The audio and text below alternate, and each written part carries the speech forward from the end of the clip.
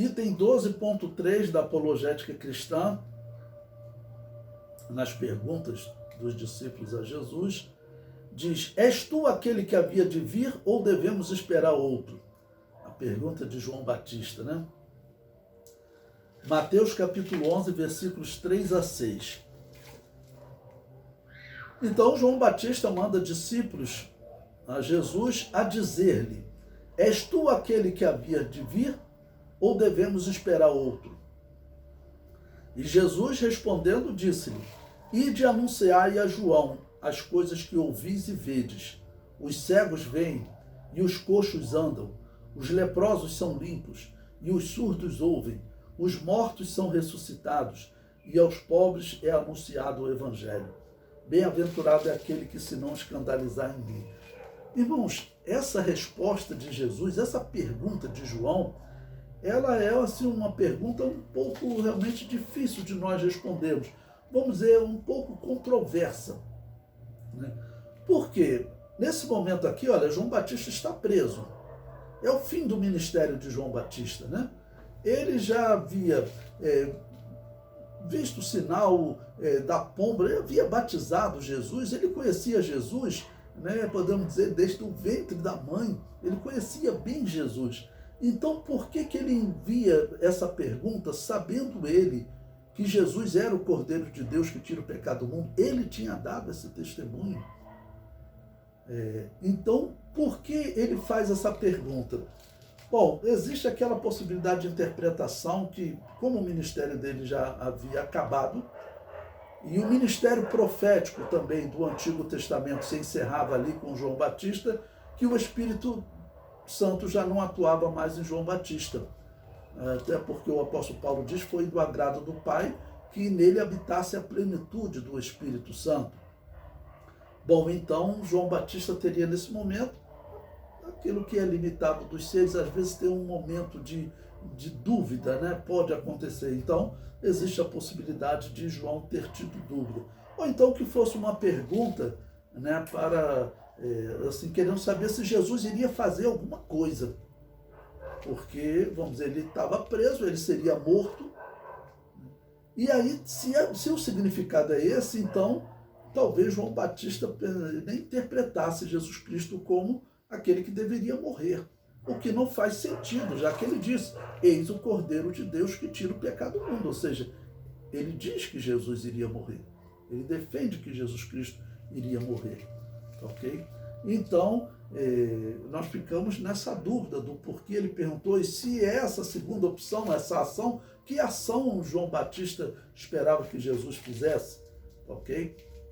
E Jesus respondeu com milagres, respondeu a ele que os sinais estavam sendo feitos, e conclui de uma maneira ainda mais preocupante: bem-aventurado é aquele que se não escandalizar em mim. Será que esse homem de Deus poderia estar tendo agora uma interpretação errada sobre Jesus, entendendo que talvez Jesus deveria fazer alguma coisa, até livrar João Batista daquela prisão, fazer descer fogo do céu, alguma coisa assim? Não sabemos, né? Então fica na indagação, e vamos fazer como disse o apóstolo Paulo: aprendam comigo e com Apolo a não ir além do que está escrito. Bom, o comentário prossegue. A preocupação de João era quanto à implantação do reino de Deus. A resposta de Jesus tem dois propósitos: deixar claro que a sua vinda não era, como os judeus esperavam, para combater os romanos. E aqui eu falei para vocês, talvez João Batista estivesse pensando pelo menos em um combate. Talvez João Batista estivesse pensando: olha, eu vou viver, ele vai implantar o reino e eu vou trabalhar com ele no reino. Eu vou ser um dos homens de confiança dele. Talvez ele pensasse que o reino seria implantado naquele momento. Mas, como eu disse para vocês, isso não faz sentido se ele havia dito que Jesus era o Cordeiro de Deus que tira o pecado do mundo. Essa expressão dele significa: ele vai morrer como o Cordeiro da Páscoa morre. Então, João Batista tinha que saber, pelo menos aquelas palavras demonstram. Não dá para acreditar que ele estivesse se desviando, né? Mas as pessoas que estavam ouvindo ali, os discípulos, né, de João, os discípulos de Jesus também, eles precisavam dessa resposta completa, né? E o segundo ponto, mostrar que o reino de Deus estava sendo implantado através de sinais e pregação, ou seja, o reino de Deus estava sendo implantado. E a questão de como o reino de Deus seria implantado, isso realmente era assim, um pouco difícil para os israelitas. Como eu disse, João Batista, Simeão, eles parecem que sabem. Nós entendemos que eles sabem. Mas a cúpula, os rabinos da época, o maior rabino era o mestre do apóstolo Paulo, Gamaliel. Esse não sabia. Ou então, se sabia, foi covarde e não falou. Aí é pior ainda. Ok? Bom, o item 12.4, a quarta pergunta feita a Jesus, como exemplos de respostas para nós estudarmos, né? A pergunta que diz, é lícito pagar tributo a César? E eu separei aí Mateus 22, do versículo 15 ao 22. Versículo 15. Então, retirando-se os fariseus, consultaram entre si como o surpreenderiam em alguma palavra. E enviaram-lhe os seus discípulos com os herodianos, dizendo, ou seja, os discípulos dos fariseus.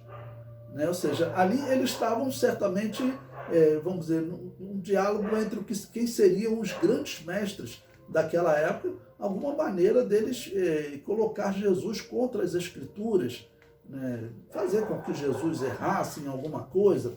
Okay? Então eles enviaram os discípulos dos fariseus e os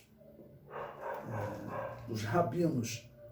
Gamaliel, ele era fariseu, Saulo de Tarso era fariseu, era a classe mais pensante, normalmente os rabinos eram fariseus. Então, falando de fariseus, está falando de rabinos também, tá ok? Pois bem, então enviaram os discípulos dizendo, mestre, bem sabemos que és verdadeiro e ensinas o caminho de Deus. Ou seja, eles vêm com uma intenção maligna, mas eles vêm exaltando Jesus, né? Isso aí, às vezes, com o homem funciona. É claro, não funcionaria com Jesus, né? Às vezes o homem recebe um elogio, ele exagera, né? Elogio não faz mal nenhum, né, se a pessoa tiver o comportamento correto, ok? Mas aí eles começaram elogiando. E ensinas o caminho de Deus segundo a verdade, sem te importares com quem quer que sejas, porque não olha a aparência dos homens. Né? Uma bela exaltação. Dize-nos, que te parece? É lícito pagar o tributo a César ou não? Ou seja, a intenção deles, nós temos que saber logo qual é a intenção deles. A intenção deles era o seguinte, era fazer de Jesus mais um agitador, porque tinham existido outros. A história mostra, tinham sempre pessoas se juntando, começando a matar soldado romano, aquelas pequenas rebeliões. Inclusive Gamaliel, né, em Atos capítulo 5, ele fala desses agitos, às vezes grandes agitos, às vezes menores. Né? Dizem que era comum, às vezes uma grande festa tinha aqueles perturbadores, toda a festa tinha. Eles chegavam e esfaqueavam uma pessoa no meio da multidão para criar tumulto. Eles tinham que criar tumulto, a coisa não podia ter paz. Eles falavam, olha, nós temos que ir para lá criar algum tumulto. E eles iam, e ali naquela multidão eles esfaqueavam a pessoa, e aí era um grupo grande já combinado, e começava aquele tumulto, aquela briga. Então isso daí era comum entre eles. E quando ele faz essa pergunta, ele quer colocar Jesus contra Roma, ou quer fazer com que Jesus fique numa posição política contrária àquele sistema de opressão. Porque é claro que, vamos dizer, o plano de Deus era que Israel não estivesse sendo dominado por Roma. O plano de Deus era, vamos dizer, que Israel, eles levassem a verdade de Deus. Se eles nunca tivessem abandonado a Deus, Israel, nos dias do Novo Testamento, vamos considerar pelo tempo, seria o povo dominante do mundo. Eu sempre falo isso.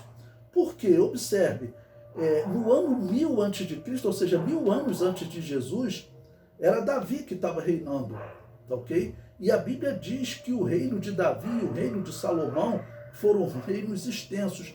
Eles pegavam do rio Nilo, que é no Egito, até o rio Eufrates, ou seja, com a Babilônia. Então o mundo, podemos dizer, que estava dividido em 3 poderes: Babilônia, Egito e Israel. E o reino de Salomão foi muito rico, Salomão foi muito rico, mas logo depois de Salomão, houve um saque do Egito e levou toda a riqueza de Israel. Então, 1000 anos antes de Cristo, Israel dividia o poder do mundo com o Egito e com a Babilônia.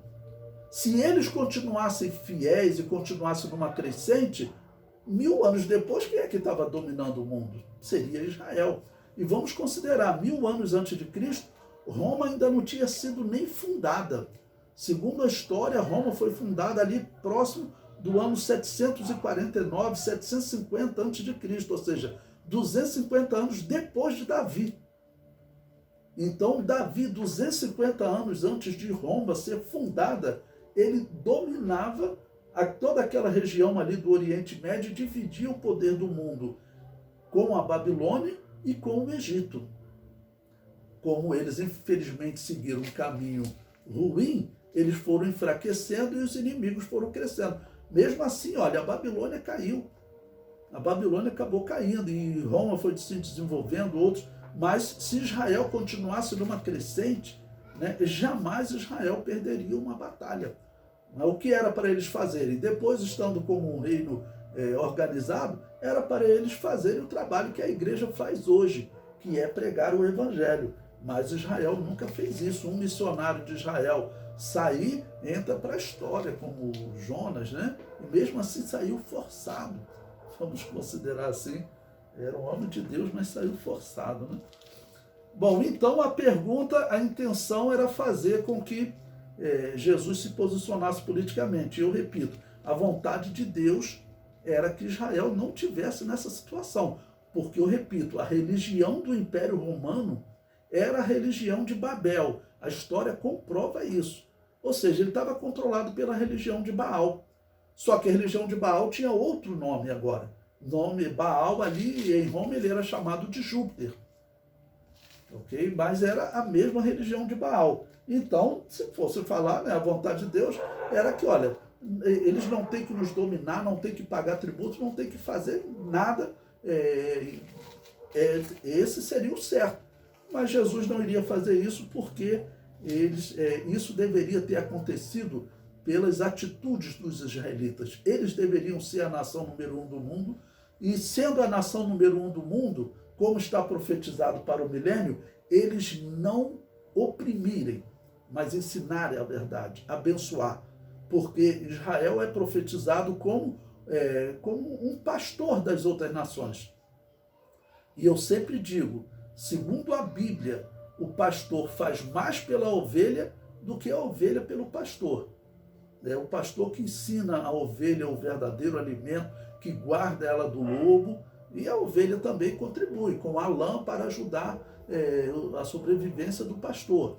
Mas o trabalho mais importante é do pastor pela ovelha. Isso significa que o pastor ele serve mais do que ele é servido, sem contradição nenhuma. Se ele faz um trabalho mais importante pela ovelha, ele serve mais do que ele é servido. Então Israel, durante o milênio, o que está profetizado para ele, se ele vai ser como o pastor das nações, como o rei das nações, e sendo convertidos, eles vão servir mais do que ser servidos. Eles serão abençoadores das nações.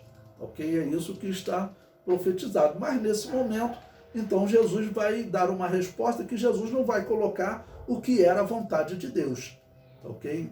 Jesus não vai colocar o que era a vontade de Deus. Devido ao pecado deles, Deus então enviou o seu filho para morrer e aí então fazer nascer uma igreja, ok? Um povo que as portas do inferno não conseguiriam prevalecer contra ela, porque naquele momento as portas do inferno estavam prevalecendo sobre Israel. Não vão prevalecer em definitivo, porque a profecia diz que eles se livrarão. Mas Israel estava preso nos dias do Novo Testamento. Israel está preso nos dias atuais. Essa prisão vai piorar, porque Israel vai ser enganado pelo anticristo, é o que está profetizado. Okay? Nesse momento aqui, eles estavam presos pela religião de Baal, que era a religião de Júpiter. Então vamos à resposta de Jesus, versículo 18. Jesus, porém, conhecendo a sua malícia, disse: por que me experimentais, hipócritas? Jesus sabia que a intenção era envolver Jesus numa questão política, experimentar ele, ver se ele entrava também nessa de revolução, ser um revolucionário. Não dá nem para imaginar o que poderia acontecer se Jesus Todo-Poderoso resolvesse fazer isso, como Deus eterno, né? Então Jesus Cristo, no versículo 19, ele diz: mostrai-me a moeda do tributo. E eles lhe apresentaram dinheiro. E ele lhes disse: de quem é essa efígie e essa inscrição? Disseram-lhe eles: de César. Então ele lhes disse: dai, pois, a César o que é de César, e a Deus o que é de Deus. E eles, ouvindo isso, maravilharam-se e, deixando, se retiraram. Bom, eu sempre falo o seguinte: nesses debates, nessas interrogações, nessa aqui em especial que envolvia os fariseus, nós não sabemos se Gamaliel estava aqui. Nós não sabemos se Saulo de Tarso estava aqui. Eram fariseus de destaque na época. Tá bom? Quando Saulo ele lidera uma perseguição aos cristãos, quando ele é o homem que recebe autoridade para dirigir uma execução de cristãos, como aconteceu com Estevão, isso significa que ele era uma autoridade. Dos conhecedores das Escrituras nos dias do Novo Testamento, Saulo de Tarso era uma das grandes autoridades. Ok? Vamos dizer, e criado, dali estava o seu grande mestre também, que era Gamaliel. Então nós não podemos afirmar que Saulo de Tarso e até Gamaliel estivessem aqui, mas é bem provável que estavam pessoas, pelo menos como Saulo de Tarso, né? Os discípulos de destaque, tá bom? Nessa época, diz a história também que Saulo ele tinha entre 30 e 33 anos, aí é história, né? Ok? Mas ele tinha entre 30 e 33 anos, ou seja, sendo uma pessoa bem formada, pelo maior conhecedor das Escrituras dos dias do Novo Testamento. Essa é a descrição de Gamaliel, né? E ele diz que foi treinado aos pés dele. Então, essa resposta de Jesus pode ter incluído, né, vamos dizer, já um efeito no apóstolo Paulo, em Saulo de Tarso, digo, né? Nós não sabemos, mas seriam pessoas, pelo menos, igual a Saulo de Tarso. Não é impossível que ele estivesse aqui, né? Só é estranho que ele nunca tenha comentado. Então, por isso, a gente fica só na hipótese, né? Bom. E o item 12.5. Existe ressurreição? Então, fala como apologia também, a resposta, e fala de uma resposta correta, bem dada. Por isso, o apóstolo Pedro disse, né? Responder com mansidão, ou seja, fazer uma apologia com mansidão, responder exatamente isso. Seja a pergunta de alguém que quer preparar uma cilada, como aqueles ali, né? Seja uma acusação direta, tá bom? Ou seja, um questionamento doutrinário que era muito debatido entre os israelitas no dia do Novo Testamento. Por quê? Porque em Israel haviam os sacerdotes, né? Que eram os descendentes de Levi e Arão, né? Caso descendente de Arão, haviam os rabinos, que eram pessoas que se dedicavam ao estudo das Escrituras. Eles poderiam ser de uma autoridade ou não. Diz a história que o maior dos rabinos, segundo os judeus, um homem chamado Hilel, um dos maiores, ele era descendente de Davi, mas ele era só um estudioso da Bíblia e vivia de dar aula, ok? Então, haviam também os fariseus. Os fariseus, eles poderiam ser rabinos, mas o que distinguia os fariseus, uma doutrina, uma divisão doutrinária que havia em Israel naqueles dias, era a crença na ressurreição. Então, os fariseus, eles acreditavam que existe ressurreição. E nós temos que acreditar, né? O apóstolo Paulo falou que também, nos dias da igreja primitiva, tinha alguns pregando que não existia ressurreição. É necessário uma grande fé para você crer na ressurreição, mas alguns duvidavam, ok? E em Israel havia essa divisão também. Os fariseus acreditavam em ressurreição, em espírito, e havia os saduceus, esses que não acreditavam, tá bom, em ressurreição, não acreditavam em espírito. Pois bem, e eles certamente vão levar a Jesus agora o que seria o grande argumento deles nesse debate com os fariseus. Ok? Eles colocam o que seria o grande argumento deles. E vamos considerar, claro, Jesus derrubou esse argumento, dizendo que realmente não faz o menor sentido o que eles pregavam. Então vamos lá. A pergunta: existe ressurreição? Mateus 22, versículo 23. No mesmo dia chegaram junto dele os saduceus, que dizem não haver ressurreição, e o interrogaram. Então, esse grupo, como eu disse, os dois grandes grupos em Israel eram os fariseus e os saduceus, por conta da crença na ressurreição.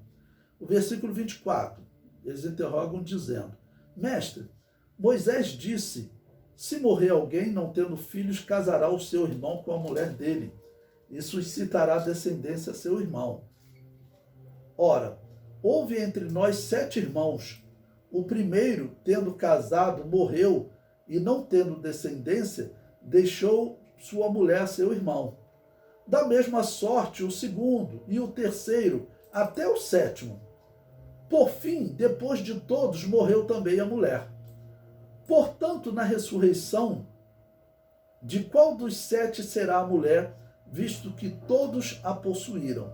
Ou seja, pela pergunta deles, você já vê, esse era o debate que eles tinham, né, com os fariseus, e esse aqui seria provavelmente o argumento que os fariseus não conseguiriam responder.